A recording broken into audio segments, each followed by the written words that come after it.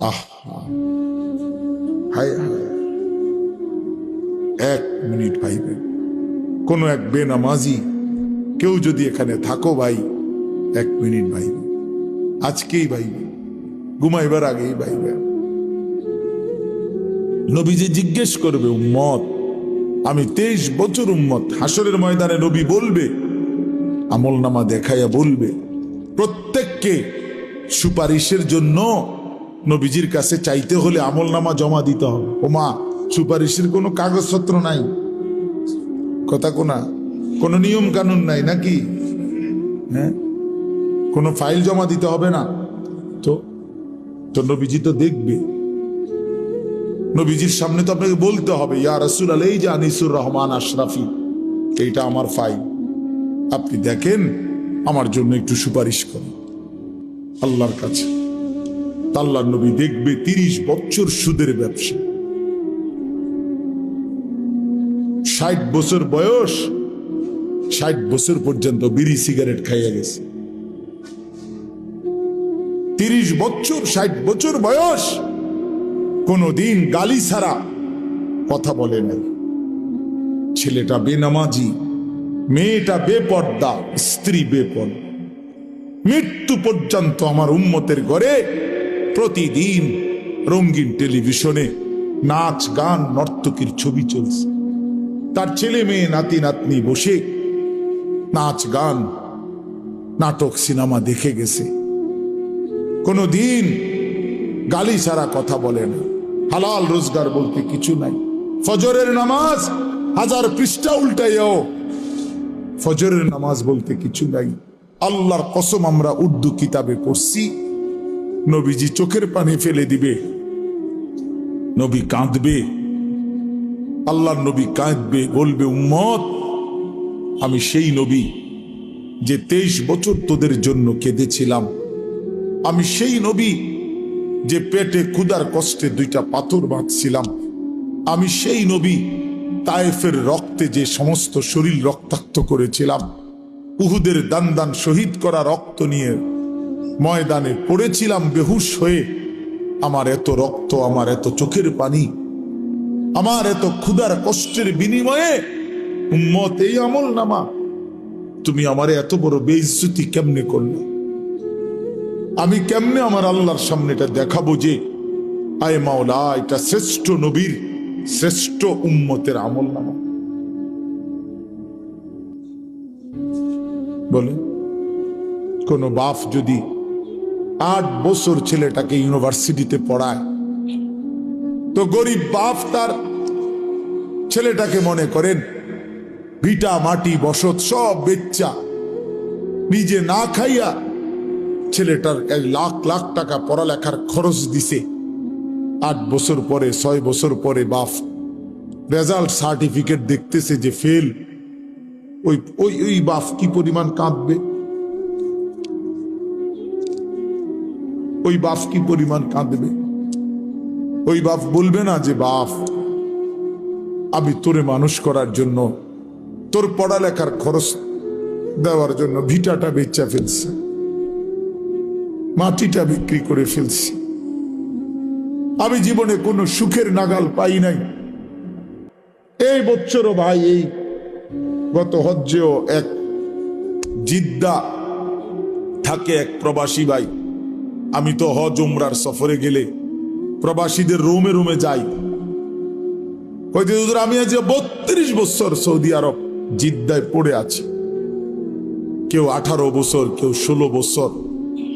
জীবনের এই সুখের সময়টা যারা কাটাইছে বিদেশের জমিনে, যৌবনের পুরাটা টাইম শেষ করে দিছে বাপ। বিনিময় সেই বাপ যখন দেখে তার ছেলেটা ফেল, তখন সে বলবে, বাপ, তুই আমার এটা কি দেখাইবি? তুই আমার এতগুলো টাকা, তুই আমার এত বড় বেইজ্জতি কেমনি করলি বাপ? এটা বলবে না? তো নবী সাল্লাল্লাহু আলাইহি ওয়াসাল্লামও বলবে, খোদার কসম নবীজিও বলবে, আল্লাহর কসম নবীও বলবে যে, উম্মত, তুমি আমার এত বড় বেইজ্জতি কেমনে করলো? আমার এতগুলো চোখের পানির এভাবে কেমনে ফিরায় দেব? এই জন্য একজনই, আমি আবারও বলছি, আমি সংখ্যায় বিশ্বাসী না। কয়জন শুনছে খোদার কসম আমার এটা কোনো ফিকির না, আমি এক ফিকিরে বিশ্বাসী যে একজনই বুঝেন, একজন প্রিয় নবী সাল্লাল্লাহু আলাইহি সাল্লাম এবং সাহাবায়ে কেরামের কলিজার মধ্যে এই ফিকির ছিল মৃত্যু পর্যন্ত, যে আল্লাহ পাকের এক এক বান্দা কিভাবে জাহান্নাম থেকে বাঁচবে। এটাই ফিকির, এটাই আমাদের জিন্দেগি। বাবারা, আপনাদের কাছে অনুরোধ, নিজের ছেলে মেয়ের দ্বীনের প্রতি নজর দিয়ে যুদ্ধ করেন, কষ্ট করেন। ছেলেটা নামাজ কেন পড়বে না? মেয়েটা পর্দা কেন করবে না? স্ত্রী কেন পর্দা করবে না? আপনি এটার উপরে 1000 বার চেষ্টা করেন, আলেমে দ্বীনকে পরামর্শ নেন, কোরআন সুন্নাহর দিক নির্দেশনা কি আছে এটা আপনি জেনে নেন, আপনি ওই পদ্ধতি প্রয়োগ করেন। স্ত্রী যদি নামাজ না পড়ে আল্লাহর বিধান কি? স্ত্রী যদি পর্দা না করে আল্লাহর বিধান কি? ছেলে মেয়ে যদি সেজদা না করে হারামের মধ্যে লিপ্ত থাকে আল্লাহর বিধান কি? এটা জেনে আমল করার চেষ্টা করে। এমন নয়তো আপনিও আটকাবেন, সন্তানাদিও আটকাবেন। আখিরাতের ময়দানে কমপক্ষে প্রত্যেক মানুষকে নিজের এবং নিজ পরিবারের সদস্যদের ব্যাপারে আল্লাহ পাক জিজ্ঞাসা করবেন, এটুকুর জবাব সবাই দিতে হবে। কমপক্ষে এর মাফ কারণে আমি আর আমার বিবি বাচ্চা একই হিসাব আমারই দিতে হবে। তোমার বিবি বেনামাজি হলো কেন? বেপর্দা হলো কেন? তোমার ছেলে মেয়ে নামাজ পড়লো না কেন? আপনি কদ্দুর বলছেন, কি বলছেন, কদ্দুর চেষ্টা করছেন, আল্লাহর কাছে তো হিসাব আছে, ঠিক না? কথা বলে না কেন? আল্লাহর হিসাবে যদি হয় যে না, আমার বান্দা তার শেষ নিঃশ্বাস পর্যন্ত চেষ্টা করছে, তো ঠিক আছে, আল্লাহ মাফ করে দিবে। আর যদি আল্লাহ তো জানে আপনি কদ্দুর চেষ্টা করছেন না করছেন, আপনি নামাজের ফিকির করছেন যে দূর, বিদেশের ফিকির করছেন তাতে 100 গুণ বেশি। আরে তো বাদ দাও, লাগতো না, পড়লে ফরুক, না পড়লে নাই, চাই বিদেশ ফাটাই দাও। বিদেশের 12 লাখ টাকা ব্যবস্থা করতে দুয়ারে দুয়ারে ঘুরছেন, আপনি 3 লাখ টাকা সুদে লইছেন, 3 লাখ টাকা কিস্তিতে লইছেন, 6 লাখ টাকা জমি বেচা লইছেন, 12 লাখ টাকা মিলাইয়া বিদেশ ফাটাইছেন আব্বা। এরপর হুজুরের থেকে আইয়া কইছেন, হুজুর খাস করে দোয়া করিয়েন তার লাগিয়া। আল্লাহ আল্লাহ করিয়া বহুত কষ্ট করে টাকা মিলাইছে, খাস করে দোয়া করতো। কি দোয়া? হুজুরে কি দোয়া করতো যে আল্লাহ উনি যে সুদে টাকা দিল সেটি বরকত দেন নাকি? তো কি তা দোয়া করতো? হুজুরে কি দোয়া করতো যে আল্লাহ উনার কিস্তিতে বরকত দেন। এই দোয়া করলে তো হুজুরের ঈমান থাকবে। জানেন এটা? হারামের উপরে দোয়া করলে কি থাকে না? ঈমান থাকে। এরকম দোয়া যদি কোনো হুজুর জেনে বুঝে করে তো হুজুরের ঈমান থাকবে, তো মুসিবত না? মামলাটা কি খামখেয়ালি মনে করছেন?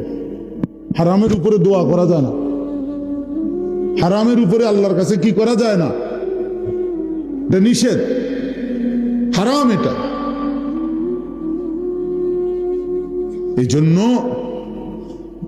বিদেশ পাঠাইতে আমি নিষেধ করি না। যার রিজিক বিদেশ সে বিদেশেই যাবে, যার রিজিক এখানে সেখানেই থাকবে। প্রতি লোকমা যার খাবার যেখানে সে সেখানে পৌঁছবেই। কিন্তু আমার সিদ্ধান্ত থাকতে হবে আমি হারাম করব না, আমি হারাম নেব না, আমি আল্লাহর নাফরমানি মানব না। আমি যুদ্ধ আমার সন্তানের সাথে আমি বলে দেন, বাপ তুই আল্লাহকে সেজদা করো না, বিবি তুমি নামাজ পড়ো না, পর্দা করো না।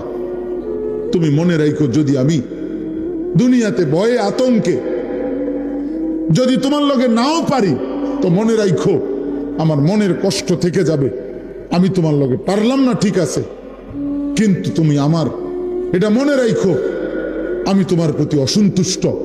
ছেলেরে বইল বাপ যে বাপ তোর উপরে আমি অসন্তুষ্ট, তো যে সন্তানের উপরে তার মা বাবা অসন্তুষ্ট ও জাহান্নামী।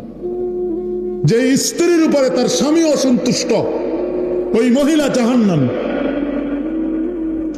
তো তুমি তারে বলো, তো নামাজ পড়বি না বেটি, পর্দা করবি না বিবি, তুই আমার হুমকি দাও, ঠিক আছে, তুই আমার জেল খাটাইবা, তুই আমার নারী নির্যাতন মামলা দিবা, ঠিক আছে যাও, কিছুই করতে পারলাম না তোমারে, তো এর দূর মনে রাখো, আমার কলিজারা তো আটকে থাকত না। কথা বলেন না কেন? কলিজারে কি জেল দিতে পারবানি? তো কলিজা দিয়া বলে গেলাম আমি তোমার প্রতি অসন্তুষ্ট। এর দূর হইলে সারবে। তো ওই মহিলা কেমনে জান্নাতে যাবে? স্বামীরে অসন্তুষ্ট রাইখা। ওই সন্তান কেমনে জান্নাতে যাইব বাপ মারে অসন্তুষ্ট রাইখা? বলেন চাচা। আল্লাহ আমাদেরকে হেফাজত করে।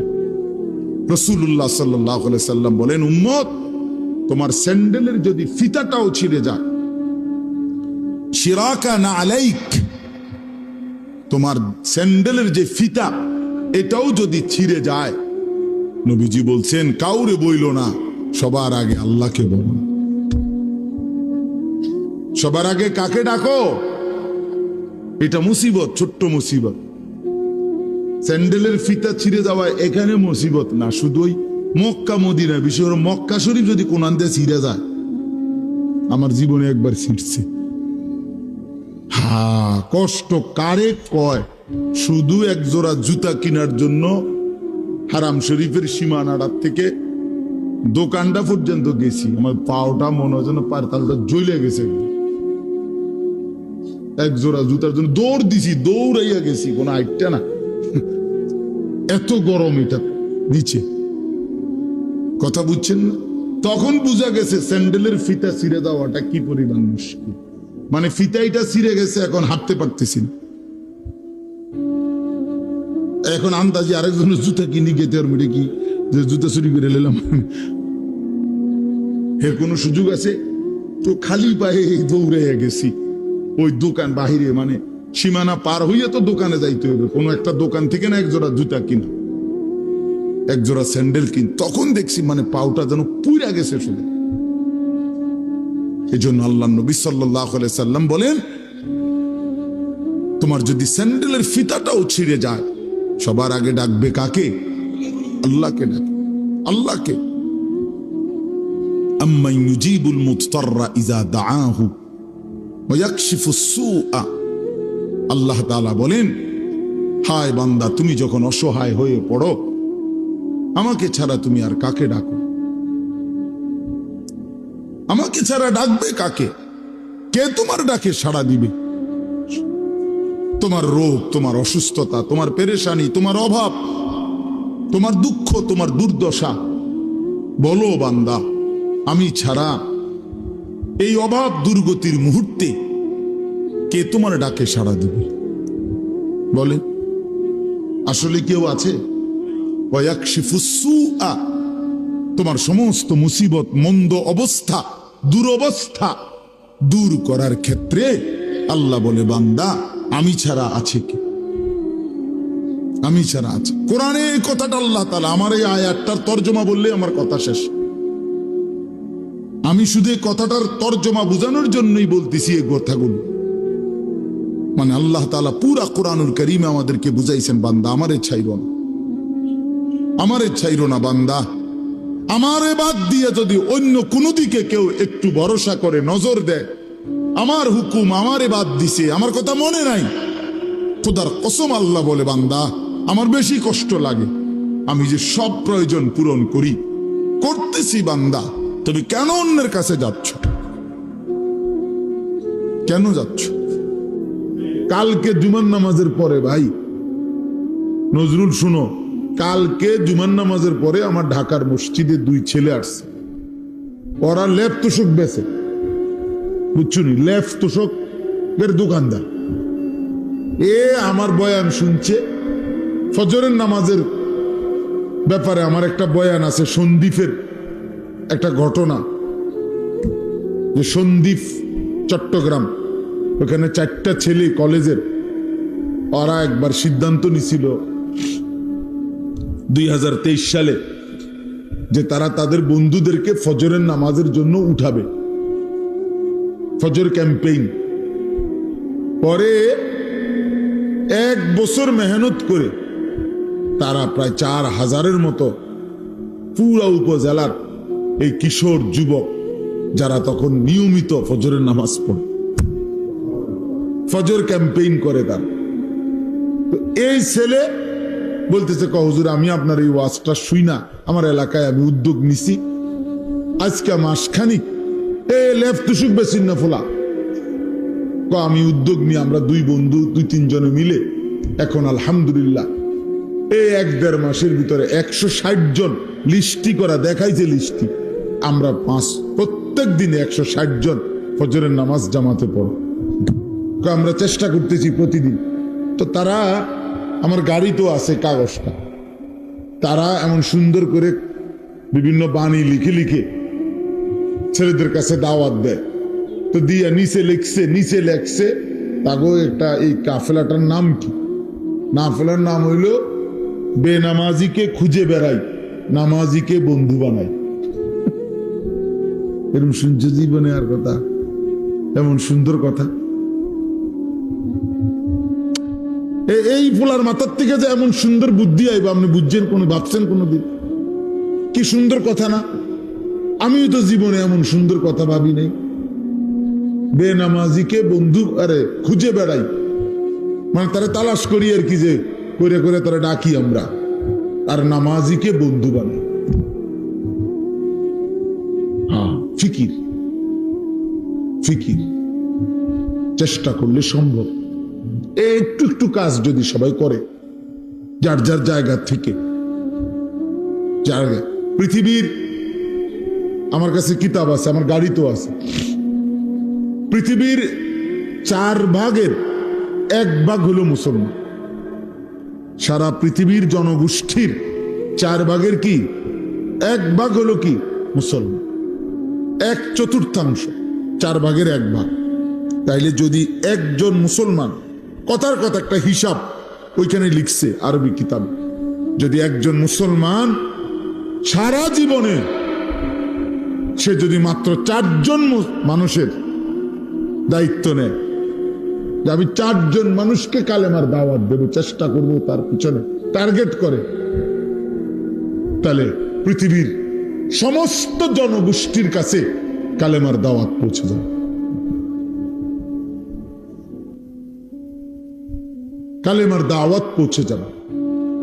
তাহলে তোমরা ছেলেরা বলো ভাই, মুসলমানের ঘরে জন্ম নিয়ে তোমাদের রাত্র দিন কিভাবে কাটে? বলো, একটা ছেলে বলো, এই কি জীবন? নারী, ছবি, মোবাইল আর মন মতো চলা। কে তোমার বাবা, কে তোমার মা, কে তোমার আল্লাহ, কে তোমার নবী, কে তোমার রসুল, কে তোমার কিতাব, কিচ্ছু চেনো না। মুসলমানের সন্তান 4টা সূরা শুদ্ধ পড়তে পারে না। মুসলমানের সন্তান ওযু নামাজের ফরজটুকু আদায় করতে জানে। শুক্রবারে আসে আর কি, আমরা বুঝি না, মসজিদে ঢোকে বাইর হয়, তামসা আর কি এর নামাজ, পারলে না পড়তো নামাজ, পারলে না পড়তো। মানুষে খারাপ করবো, মন্দ সন্দ বলবে যে তে এমন অজাত, ওদের শুক্রবারও আইয়ে না মসজিদ, এই শর্মে আসে যায় আর দেখছে তো মানুষ দেখছে। ধন্যবাদ। নাই তো ইমাম সাহেব সালামটা ফিরাইয়া সারে না 2 রাকাত ফরজের জুমার দিন, ওমা তারে এমন শয়তানে কামড়া, একটা কামড়ের লগে হেতে বাইরে যায়, একটা কামড়, মানে তার গুড়া কিরমি তার ফেডে এভাবে কামড় দিছে, সাথে সাথে দৌড় দিয়ে বাইরে গেছে, গুড়া কিরমি কামড়ায়। কারণ সে তো আসছে মূলত হাজিরা দিতে। ওই নামাজের জুমার আগের 4 রাকাত সুন্নত, জুমার নামাজের পরে 4 রাকাত সুন্নত, এত কিছু দিয়ে হেড টাইম আছে, এত আইসা হাজিরা দিত। মানুষে দেখছে তো, সারছে তো, জানে মানুষে দেখছে আপনি যে আইয়েন মসজিদ, নাই তো 4 রাকাত সুন্নত জুমার নামাজের পরে, এটা ইমাম সাহেবের বাপের সম্পত্তি। কথা বলেন না কেন? এটা যদি সবার জন্য দরকার না হইতো তো ইমাম সাহেব পড়ে কেন? সামনের কাতারের মুসল্লিগুলো পড়ে কেন? বয়স্ক চাচারা পড়ে কেন? ওনারা বেকুব এই কারণে, ওনারা বোকা এই কারণে। তাহলে এই হাজিরা মার্কা নামাজ আখেরাতে কি মিলবে? আমার শায়েখ আল্লামা মুফতি মুশতাকুন নবী সাহেব বলে যে, হে মুসলমান, যেই নামাজ তোমার মসজিদের থেকে 100 হাত সামনে চা দোকানের আড্ডা, টেলিভিশনের আড্ডা থেকে ফিরাইতে পারলো না, সেই নামাজ তোমারে জাহান্নাম থেকে কেমনে ফিরাবে? বুঝাই তো যায় তুমি কি নামাজ পড়ছো, বুঝাই তো যায়, বুঝাই তো যায়। নামাজের মধ্যে যদি ওই যে আপনি লাল কালি দিয়ে যদি ভুল দাগ দেন, তো এরপরে আর সাদা লেখা পাইতেন না, পুরাটাই কি হয়ে যাবে? লাল হয়ে যাবে। আমার এক হুজুর বলছিল, আমি ছাত্রের খাতা কাটছি পরীক্ষার, সিদ্ধান্ত নিয়েছিলাম যে লাল কালি দিয়ে দিয়ে ভুল দাগ দিছি, এক একটা ভুলে 2 নম্বর করে কাটা। হুজুরে বলছিল আর কি, এরকম ভাবে আমি খাতা কাটছি। কয়েকটা ছেলের খাতা কাইটা শেষে লাল কালি দিয়ে দিয়ে ভুলটি তো সব দাগ দিছি। পরে যখন গুনছি এবং হিসাব হইল কি যে প্রতি ভুলে কত নম্বর কাটা, পরে গুন্না দেখছি আমি তার থেকে আরো 24 নম্বর পাই ছাত্রের থেকে। তার মানে 62টা ভুল, তো 50 দুগুণে 100 তো গেছেই গা। আরো 12টা ভুলের কারণে আরো 24 নম্বর হুজুরে ফায় হেতে, হেতু অন্য বিষয়ের থেকে হাওলাত নিতে হবে।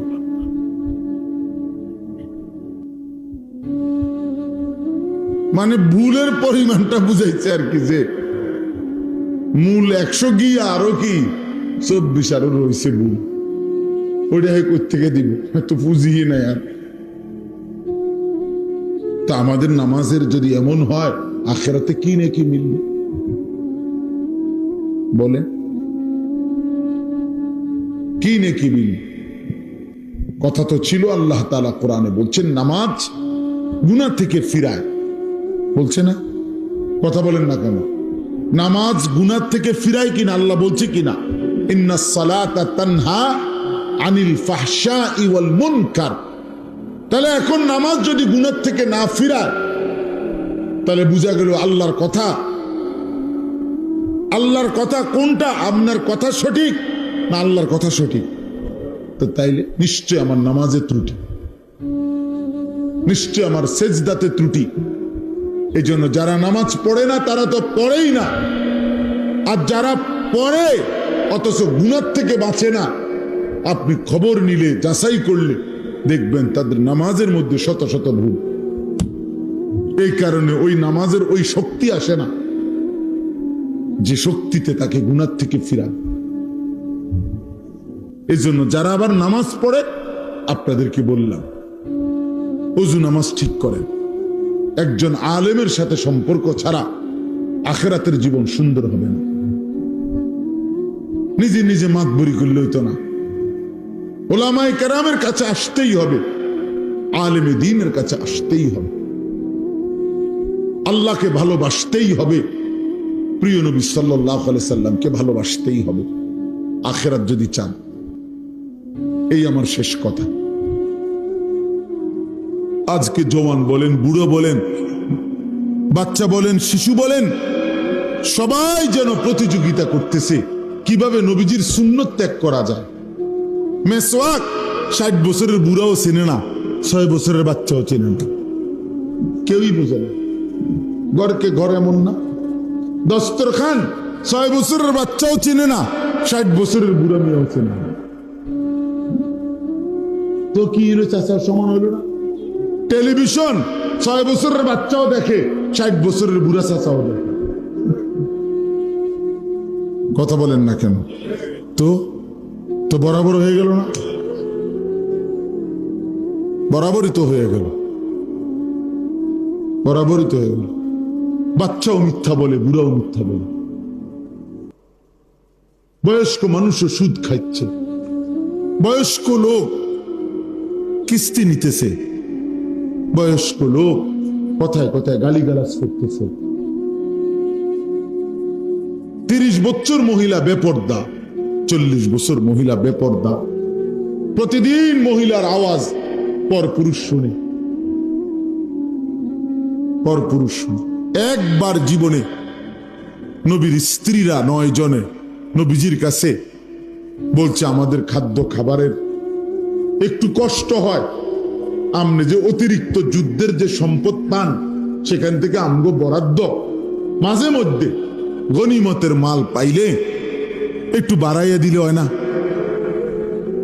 এই কথাটা একবার জীবনে বলছে রাসূলুল্লাহ সাল্লাল্লাহু আলাইহি ওয়াসাল্লামের স্ত্রীরা 9 জন। আল্লাহ নবী সাল্লাল্লাহু আলাইহি ওয়াসাল্লাম সেদিন এশার নামাজ পড়ে আর ঘরে যায় নাই। মনটা কষ্ট পাইছে, হায় আমার বিবিরা দুনিয়া চাইলো আমার ঘরে থাইকা, আমার বিবি হইয়া ওরা দুনিয়া চাইলো। তো মন খারাপ করে যখন তিনি মসজিদে বসে আছেন, এশার নামাজের উপরে ঘরে যাচ্ছে না, হুজরায়, তো আল্লাহ তাআলা বলছে, বন্ধু, ইয়া আইয়ুহান নাবিয়্যু কুল লিআজওয়াজিকা ইন কুনতুন্না তুরিদনাল হায়াতাদ দুনিয়া ওয়া যিনাতাহা ফাতাআলাইনা উমাত্তিউকুন্না ওয়া উসাররিহুকুন্না সারাহান জামিলা। আপনি যান, ঘরে যান, মন খারাপ করেন না। আপনার বিবিদেরকে গিয়ে বলেন, হে বিবিরা, যদি তোমরা দুনিয়া চাও, সম্পদ চাও, তো যা লাগবে, যা কিছু ফার্নিচার, আসবাব, গহনা, কসমেটিক্স যা লাগবে বলো, আমি সব তোমাদেরকে দিয়ে দেব, এক শর্তে, শুধু আমি রসুলের স্ত্রী, এটা ছেড়ে দিতে হবে। বুঝেন নাই? মুহাম্মদের স্ত্রী থাকতে পারবা না, আমার থেকে তালাক নিয়ে নিতে হবে, এরপরে যা বলো সব দেব, সব দেব। وَإِن كُنتُنَّ تُرِيدْنَ اللَّهَ وَرَسُولَهُ وَالدَّارَ الْآخِرَةَ فَإِنَّ اللَّهَ أَعَدَّ لِلْمُحْسِنَاتِ مِنكُنَّ أَجْرًا عَظِيمًا। আর যদি আল্লাহকে চাও, রাসূলকে চাও, আখিরাতকে চাও, তো এখন নিয়মিত নেক আমল করতে হবে, মুহসিনাত হইতে হবে, মানে নেককার নারী হইতে হবে। তাহলে আমি আল্লাহ ওয়াদা দিলাম, সর্বশ্রেষ্ঠ বিনিময় জান্নাত দিয়ে দেব। সিদ্ধান্ত নাও, দুনিয়া চাইলে রসুল ছেড়ে দাও, আল্লাহ রসুল আখিরাত চাইলে দুনিয়া ছেড়ে। আল্লাহ নবী সাল্লাল্লাহু আলাইহি সাল্লাম আম্মা জান আয়েশা রাদিয়াল্লাহু তাআলা আনহাকে বলছে, ঘরে আয়েশা নবীর স্ত্রী আয়েশাকে, আয়েশা শুনো, তোমাদের দাবি দেওয়ার ক্ষেত্রে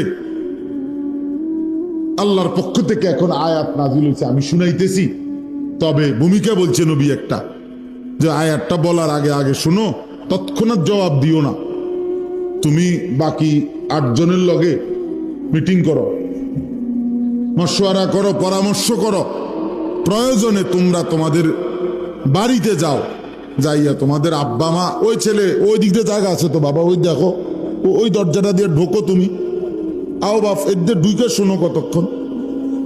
তো দেখেন নবীজি ভূমিকা কয় যে তোমাকে আব্বা মার লগে দরকার হলে গিয়ে কি করো, বুঝ কইরো, পরামর্শ কইরো, তোমরা মিটিং করো। তো এরপর উত্তর দিলে চলবে, নগদ উত্তর দিও না। আয়েশা রাদিয়াল্লাহু তাআলা আনহা বুঝছে ঘটনা ভালো না, মনে আর বুঝুন তো, যা বুঝার বুঝাই লাইছে যে লক্ষণ বালা না, যে এমনি গুছাইতে আছে। তো বলতেছে, ইয়া রাসূলুল্লাহ, কারে কারে জিগামু এটা পরে, আগে আয়াত বলেন, মানে আল্লাহ কি নাজিল করছে এটা না আগে কইবেন, পরামর্শ তো কার লগে করবে সেটা আমি বুঝুমু, আপনি আগে বলেন কি ঘটনা, কি আয়াতে না কইবেন আগে। তো নবীজি বলছে, আল্লাহ এই আয়াত নাজিল করছে, দুনিয়া চাইলে নাও, রসুলকে ছেড়ে দাও, আখিরাত চাইলে আল্লাহকে, চাইলে রসুলকে, চাইলে অপেক্ষা করো, আখিরাত মিলবে, আজরে আজিম মিলবে, জান্নাত মিলবে। আম্মা জান আয়েশা রাদিয়াল্লাহু তাআলা আনহা বলেন, আল্লাহর কসম ইয়া রাসূলুল্লাহ, কাউকে জিজ্ঞেস করতে হবে না, বাকিদের লোগো পরামর্শের দরকার নাই, মা বাবার পরামর্শ দরকার নাই। যদি আপনাকে হারাইতে হয়, দুনিয়া যদি আমি 100বারও পাই, আমি এমন দুনিয়া চাই না। আপনাকে হারিয়ে, আপনার মতো স্বামীকে হারিয়ে এই দুনিয়া আমি 100বার দিলেও নেব না। প্রত্যাখ্যান করছেন যে আরে না, বলেন কি, বলছিলাম একটা আবদার, কিন্তু তার মানে আপনাকে হারাবো? আসসালামু আলাইকুম প্রিয় দিনী বন্ধুরা, আনিসুর রহমান আশরাফি